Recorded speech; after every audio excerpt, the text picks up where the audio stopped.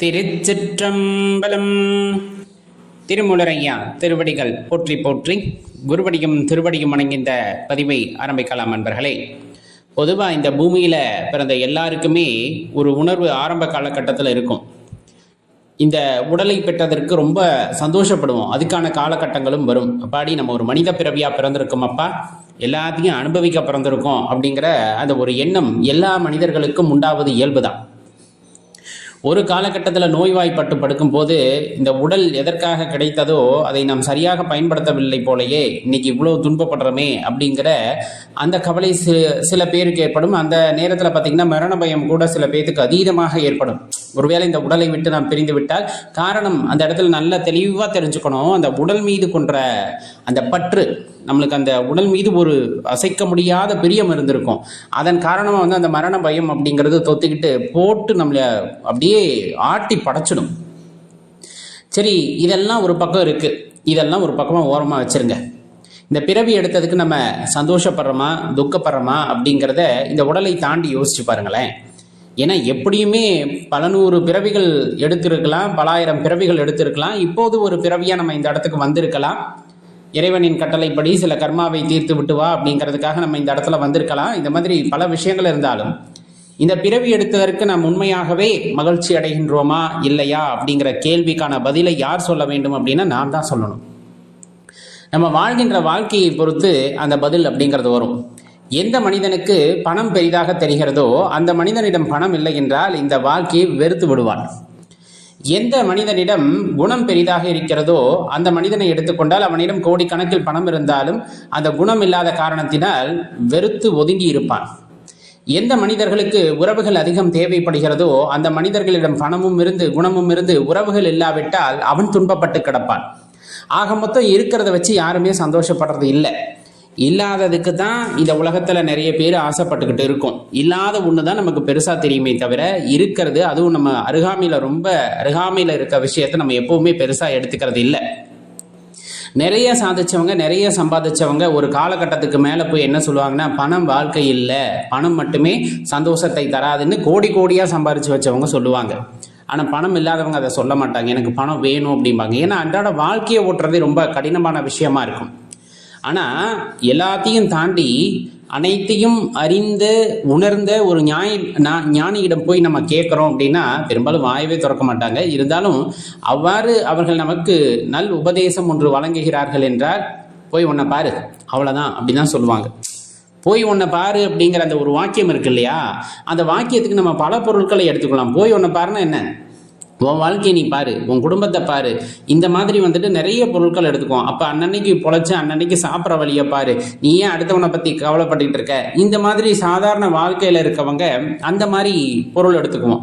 அப்போ என்ன பார்ப்போம், தினமும் காலையில் எந்திரிக்கணும், குளிச்சுட்டு சாமி கும்பிட்டு சாப்பிட்டுட்டு வேலைக்கு போகணும், சம்பாதிக்கணும், குடும்ப குட்டிகளை பார்க்கணும், இந்த மாதிரி ஒரு வட்டத்துக்குள்ளேயே நம்ம சுழன்று கொண்டு இருப்போம். ஆனால் அந்த ஞானி சொன்னது என்ன அப்படிங்கிறத ஆழ்ந்து யாருமே யோசிக்கிறதில்ல. போய் ஒன்றை பாரு, இதுக்கான விடை உங்களுக்கு தெரியுதா அப்படிங்கிறத யோசிச்சு பாருங்களேன். கண்டிப்பாக போய் உன்னை பார்த்து தான் ஆகணும். நீ யாருன்னே உனக்கு தெரியாதப்ப முதல்ல நீ யாருன்னு நீ தெரிஞ்சுக்கு அப்படிங்கிறது தான் அந்த ஞானியர்கள் நமக்கு சொல்கிறது. போய் உன்னை பாரு அப்படின்ட்டு. நான் யார் என்பதை நான் அறிந்து கொண்டேன் என்றால் நான் எந்த காரணத்திற்காக எந்த காரியத்திற்காக இங்கு வந்து கொண்டேன் அப்படிங்கிற அந்த ஒரு பெரிய ரகசியம் எனக்கு தெரிந்து விட்டால் அந்த வாழ்க்கை ஆனந்தமாக மாறும் அப்படிங்கிறது அவர்கள் கூறுவது. எந்த எதிர்பார்ப்பு இருக்காது. எனக்கு இதுதான் வேலை அப்படின்னு தெரிஞ்சிச்சுன்னா அந்த வேலையை மட்டும்தான் நான் செய்ய போகிறேன். இதுதான் என்னுடைய வாழ்க்கை முறை அப்படின்னு தெரிஞ்சிச்சுன்னா அதை மட்டும்தான் செய்ய போகிறேன். நான் மற்றவங்களோட போய் ஒப்பிட்டு கொண்டு அவர் காரில் போகிறாரு, அவர் பைக்கில் போகிறாரு, அவர் நடந்து போகிறாரு, அவர் பாரு எவ்வளோ சந்தோஷமாக இருக்கார், பணம் காசு இல்லைனாலும் அவர் எவ்வளோ சந்தோஷமாக இருக்காரு பாரு, இந்த எண்ணங்களுக்கெல்லாம் அந்த இடத்துல வேலை இல்லாமையே போயிடும். காரணம், நீ வந்த வேலை இதுதான், இதை செய்யணும் அப்படிங்கிறது உனக்கு கொடுக்கப்பட்ட கர்மா. அப்போ அதை நம்ம செய்யணும், அதை உணர்ந்துக்கணும். அதை தாண்டி போய் உன்னை பாருன்னா உள்நோக்கி பார்க்கணும். உள்நோக்கி என்னத்தை பார்க்க போகிறோம் தெரியாது தான், இருந்தாலும் உட்காந்து பார்க்க வேண்டியதான்.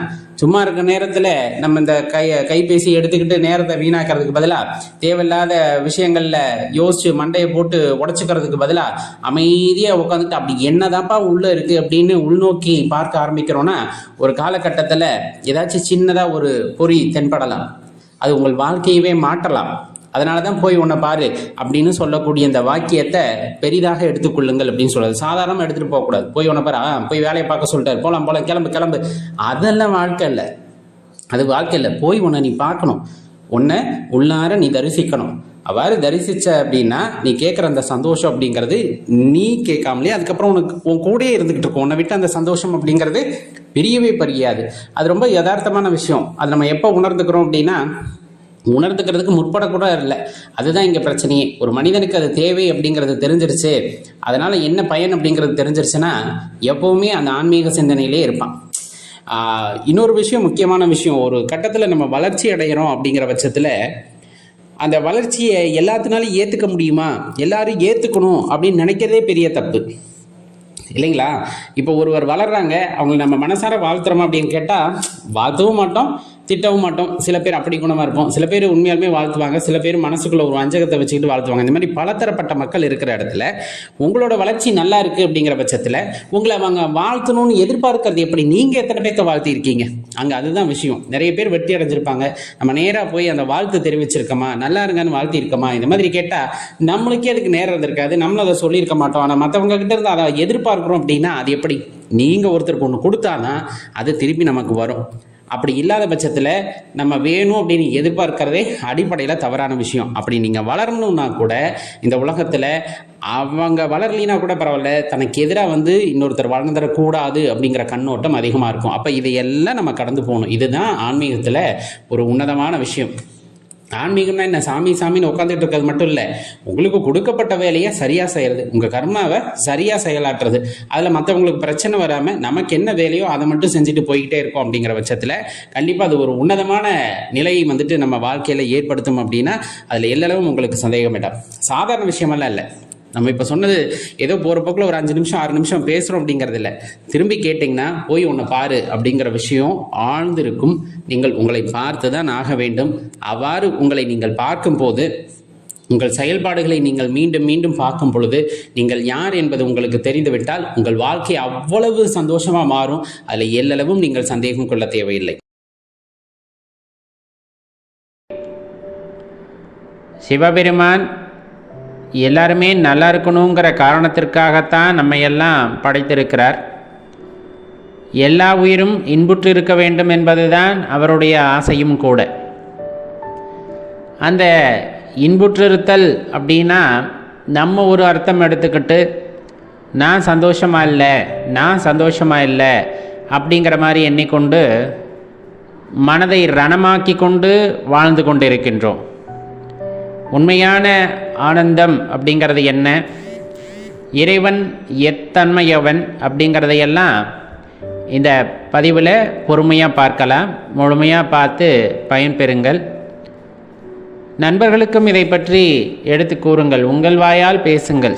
அதுதான் முக்கியம். இந்த காணொளியை நீங்கள் மற்றவங்களோட பகிர்ந்துக்கிறதுங்கிறது வேற, இருந்தாலும் அப்பனுடைய பெருமைகளை நீங்கள் பேசும்போது உங்கள் நாய் இனிக்கும். அதில் கிடைக்கிற சுகம் அப்படிங்கிறது அலாதியானது. அது அனைவருக்கும் கிடைக்காது. இறைவனை பற்றி பேசுதல் அப்படிங்கிறது அற்புதம். நீங்களும் மற்றவர்களுடன் இறைவனை பற்றி பேச முற்படுங்கள், சிவபெருமானை பற்றி பேச முற்படுங்கள். அப்படி பேசும்போது அவர் நினைவிலே நாம் இருப்போம், அவரை பற்றி எண்ணத்திலே இருப்போம். அப்போ கண்டிப்பாக ஒரு அற்புதமான உணர்வு நமக்குள்ளே ஏற்படும். அப்படின்னா அதில் மாற்று கருத்து இல்லை. இப்போ பொதுவாக சொல்லப்போனால் இந்த மகிழ்ச்சி, அனைவரும் இன்புற்று இருக்க வேண்டும் அப்படின்னு நம்ம சொல்கிறோம் இல்லையா?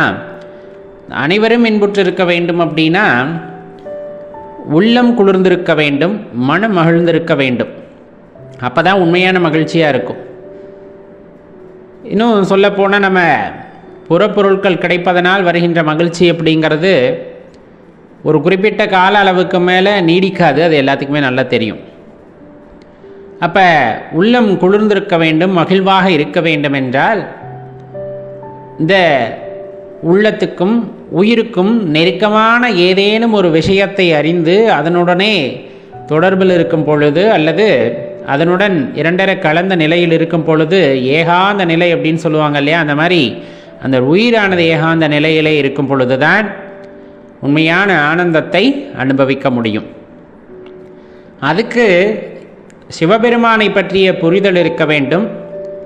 அவருடைய அருமை பெருமைகளை தெரிந்து கொள்ளுதல் வேண்டும். அதற்கான முயற்சிகளிலும் நாம் ஈடுபட வேண்டும். அது ரொம்ப முக்கியமான விஷயம். இப்போ இறைவனுடைய குணங்களாக பல விஷயங்களை சொன்னாலும் திருமூலர் ஐயா சொல்லும்போது ஒக்க நின்றானை அப்படின்னு சொல்லிட்டு ஒரு வார்த்தையை அழகாக பயன்படுத்துவாங்க. ஒக்க நின்றானை என்ன அதனுடைய பொருள் அப்படின்னு நம்ம பார்த்தோன்னா, உயிர்களோடு கலந்து நிற்கின்றான் சிவபெருமான் இறைவன் அப்படின்ட்டு சொல்கிறாங்க. எல்லா உயிரோடும் ரொம்ப முக்கியம். நம்ம மனிதன்தான் இன்றைக்கி உலகத்திலேயே மிகப்பெரிய உயிரினம் அப்படின்னு உணவுச் சங்கிலியில் நாம் மேலே இருக்கிறோம். அப்படிங்கிறதுனால நம்மை நாமே உயர்த்தி கொண்டு மற்ற உயிர்களையெல்லாம் தாழ்த்தி பார்க்கின்றார்கள். சில பேர் பேசும்போதே மனித குலம்தான் எல்லாத்துக்கும் முதன்மையானது அப்படிங்கிற மாதிரி பேசுகிறாங்க இல்லையா? அப்படிங்கிற எண்ணமே முதலில் தவறு. இந்த பிரபஞ்சமானது அனைவருக்கும் உரியது, அனைவருக்கும் சமமானது அப்படிங்கிறத முதலில் நாம் தெரிந்து கொள்ள வேண்டும். ஒக்க நின்றானை, உயிர்களோடு கலந்து நிற்பவன். அப்போ இயல்பாக நீங்கள் எந்த உயிரினத்தை எடுத்துக்கிட்டாலும் சரி, இல்லை நீங்கள் மனிதரை கூட எடுத்துக்கிட்டாலும் சரி, அந்த உயிர் அப்படிங்கிற விஷயம் எங்கு எப்படி யாருக்குமே தெரியாது. அப்போ அதனுடன் கலந்து நிற்கின்ற இறைவனை நம்மால் அறிந்து கொள்ள முடியுமா? முதலில் நம் உயிரை நாம் அறிந்து கொள்ள வேண்டும். அதன் பிறகு அதனுடன் இரண்டர கலந்து நிற்கக்கூடிய, உயிர்களோடு கலந்து நிற்கக்கூடிய இறைவனை அறிந்து கொள்ளுதல் முடியும். இப்போ இந்த உயிரானது உடலை விட்டு பிரிகிறது அப்படிங்கும்போது இந்த உடலுக்கு உறவுகள் என்பது ஏது அப்படிங்கிற கேள்வி வந்துடும் இல்லையா?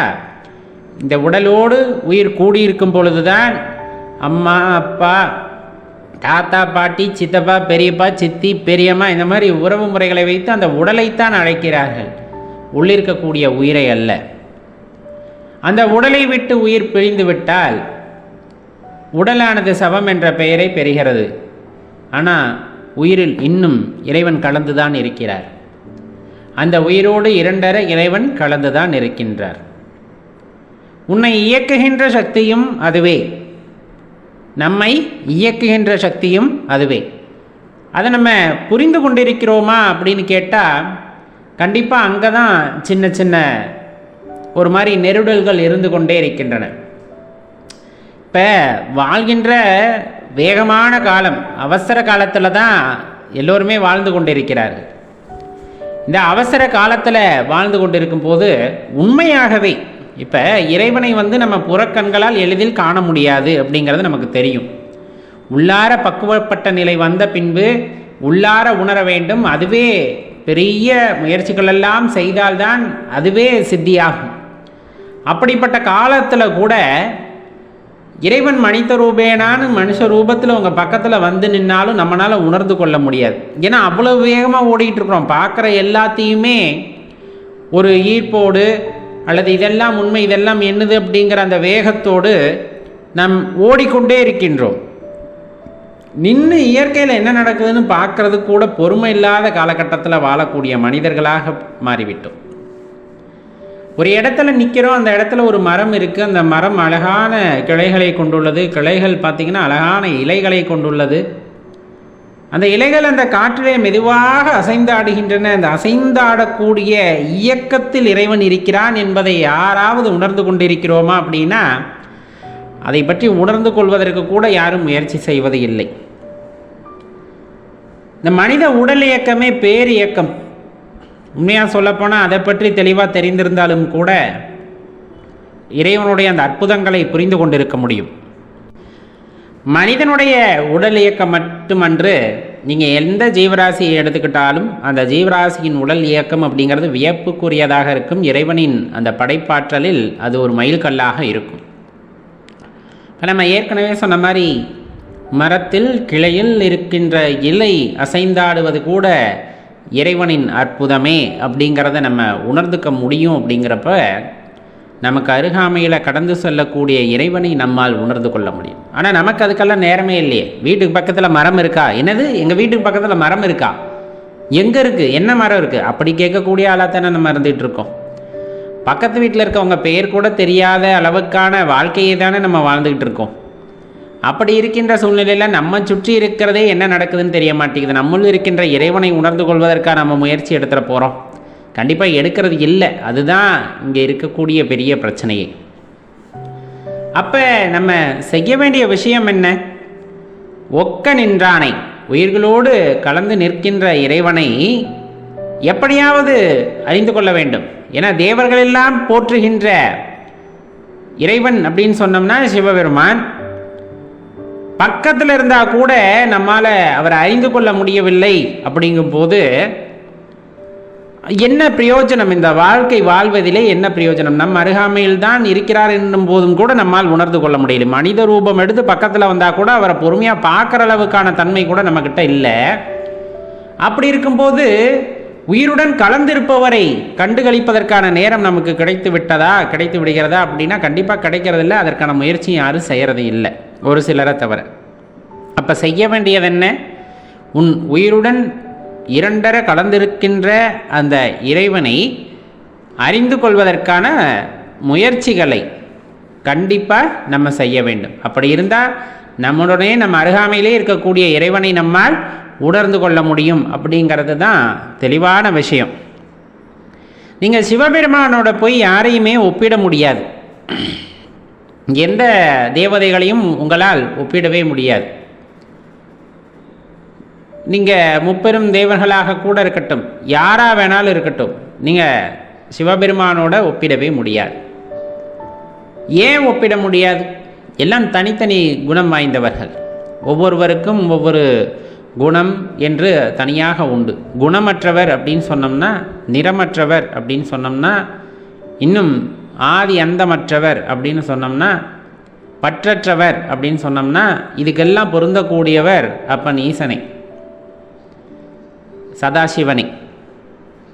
அப்போ அவரோட போய் தெய்வங்களை ஒப்பிடுவது, மற்ற தெய்வங்களை ஒப்பிடுவது அப்படிங்கிறது ரொம்ப ஒரு மாதிரியான விஷயம். நம்மால் இறைவனை சரியாக புரிந்து கொள்ள முடியவில்லை என்பதை போன்ற விஷயம் அது. ஏன் அப்படி சொல்கிறோம் அப்படின்னா, எல்லோருமே ஒரு ஏக்கம், எல்லோருக்குள்ளும் ஒரு ஏக்கம் உண்டாகிறது. அப்படின்னா இப்போ இன்னென்ன தெய்வத்தை வழிபட்டால் இன்னென்ன தருவாங்க, செல்வத்துக்கு இது இந்த தெய்வத்தை வழிபடணும், அது மாதிரி நிறைய தெய்வங்களுக்கு ஒவ்வொன்றாக பிரித்து வைத்து விட்டாச்சு. சரி, அந்த தெய்வங்களையெல்லாம் படைத்தது யார்? நம்ம சொல்லக்கூடிய தேவதைகளையா சொல்கிறோம் இல்லையா? அந்த தேவதைகளையெல்லாம் படைத்தது யார் அப்படிங்கிற கேள்வி நமக்குள்ளே வருது. அப்படிங்கும் போது அந்த இடத்துல ஆதியும் அந்தமும் இல்லாத ஒருவரால் தான் இதையெல்லாம் செய்ய முடியும். அப்படிங்கும் போது அந்த அருட்பெரும் சக்தியை போய் யார் கூடயும் ஒப்பிட்டு பார்க்கவே முடியாது. கொடுக்கறதுல வள்ளல், அரவணைக்கிறதுல அப்பா அம்மாவுக்கு மேலே. நான் தான் சொல்லிட்டேன் இதை ஒப்பிடவே கூடாதுன்னு. இருந்தாலும் நமக்கு புரிகிற வகையில் சொல்லணுன்னா இந்த வார்த்தைகளை சொல்கிறது. இந்த குழந்தைங்கன்னு சொல்லல, உனக்கு எவ்வளோ பிடிக்கும், இவ்வளோன்ட்டு அளவில்லாமல் சொல்கிற மாதிரி அப்பாவோட பெருமைகளை சொல்கிறதற்கு எல்லைகள் இல்லை. எல்லைகள் இல்லாத விஷயம் இறைவனை பற்றி பேசுவது அப்படிங்கிறது. இருந்தாலும் நமக்கு புரிகிற வகையில் சொல்லணுன்னா, ஒரு தாயை விட சிறந்து அன்பு செய்பவதற்கு, தந்தையை விட சிறப்பாக வழிகாட்டுவதற்கு மற்ற உயிரினங்களாலும் மற்ற மனிதர்களாலும் முடியாது. அதனினும் மேலாக ஒருவரை கூற வேண்டுமென்றால் இறைவனை மட்டும்தான் கூற முடியும். அவரை போய் யாரு கூடயாச்சும் ஒப்பிட முடியுமா? கட்டாயமாக முடியாது. அப்போ அவரோட யாரையும் ஒப்பிடவும் கூடாது. இறைவனுடைய தன்மை அளப்பரியது. அந்த அளப்பரிய தன்மையுடைய இறைவனை மற்ற யாருடனும் ஒப்பிட்டு பார்த்தலே தப்பு. ஒப்பிட்டு பார்த்தலே தப்பு. அவரை நோக்கி நீங்கள் தவம் செய்யலாம், இறைவனை நோக்கி நம்ம தவம் செய்யலாம். அவரை விட்டுட்டு மற்றவங்களை நோக்கி தவம் செய்ய முடியுமா? ஏன்னா பிறப்பை அறுக்கக்கூடிய இறைவன் அப்படின்னா நம்ம சிவபெருமானை சொல்லுவோம், சிவனை சொல்லுவோம். அப்படிப்பட்ட தலைவனை நோக்கி நம்ம தவம் இருக்கும் பொழுது தான் பிறப்பானது அறுக்கப்படுகிறது. இந்த பிறப்பு இறப்புங்கிறது பெரிய வட்டம், திரும்ப திரும்ப திரும்ப திரும்ப அதுக்குள்ளேயே மாட்டி அந்த பிறவி சூழல்லேருந்து நம்மால் மீண்டு வர்றதே முடியலை. அப்படி மாட்டிக்கிட்டு திக்குமுக்கு ஆடி போய் கிடக்கிறாங்க. எப்படியாவது தயவு செஞ்சு இந்த கூட்டை விட்டு என்னை கூட்டிகிட்டு போய் உன் பற்பாதத்தில் இடம் கொடுத்துரு அப்படின்னு வேண்டாத நபர்கள் இல்லை, வேண்டாத நேரம் இல்லை. ஆனாலும் இறைவன் செவிமடுப்பதில்லையே. உனக்கான காரியம் என்று ஒன்று உள்ளதல்லவா? உன்னிடத்தே என்னுடைய அரும்பெரும் சக்தி உறைந்து கிடக்கிறது, உயிருடன் கலந்திருக்கிறது. அதை உன்னால் உணர்ந்து கொள்ள முடியவில்லை. அதை உணர்ந்தால் அளப்பரிய ஆற்றலை நீ உணர்வாய், அதன் வாயிலாக நீயே வந்து என்னை அடைய முடியும் அப்படிங்கிற மாதிரி இறைவன் எடுத்து கூறினவனுமே கூட நம் மனமானது மீண்டும் மீண்டும் இறைவனிடம் வேண்டிக் கொண்டே தான் இருக்கிறது.